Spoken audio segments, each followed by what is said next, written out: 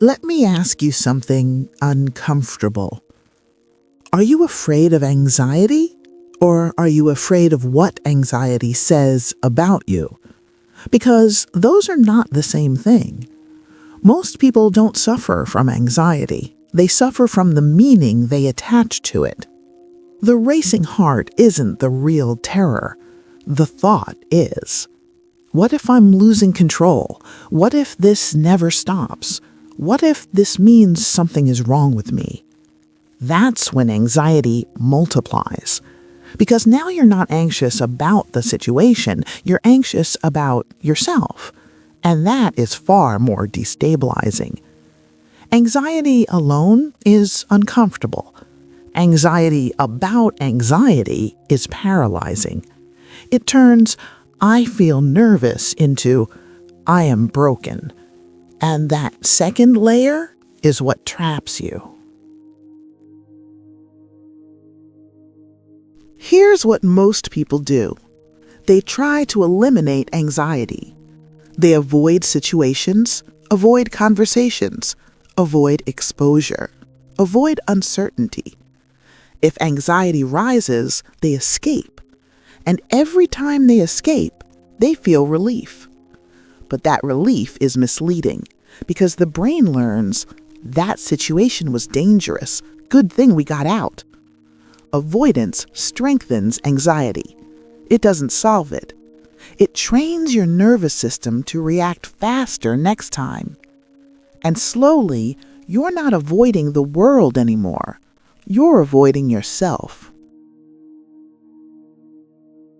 Imagine your mind as a ship. There is a captain, your rational thinking, and there is a crew, your emotional system. The captain makes decisions, but the crew runs the engine.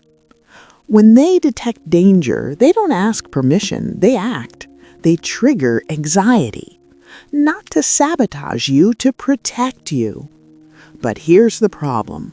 The crew learned its rules years ago. Some of those rules are outdated. Some were formed in moments of rejection, embarrassment, instability. And now, your crew may be reacting to storms that no longer exist. That doesn't mean you're broken. It means your system is overprotective. The fear of the feeling is the real prison. The turning point isn't when anxiety disappears. It's when you stop interpreting it as catastrophe. Instead of saying, "Oh no, not again," you say, "Okay, my system is activated." That sentence alone changes everything. Because now anxiety is not proof of weakness, it is information. You move from "this is destroying me" to "this is data," and data can be evaluated. You don't overcome anxiety by defeating it. You overcome it by no longer being afraid of it.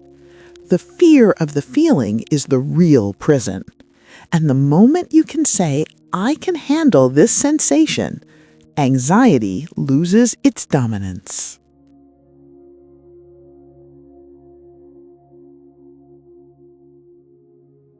You are not broken. You are not weak.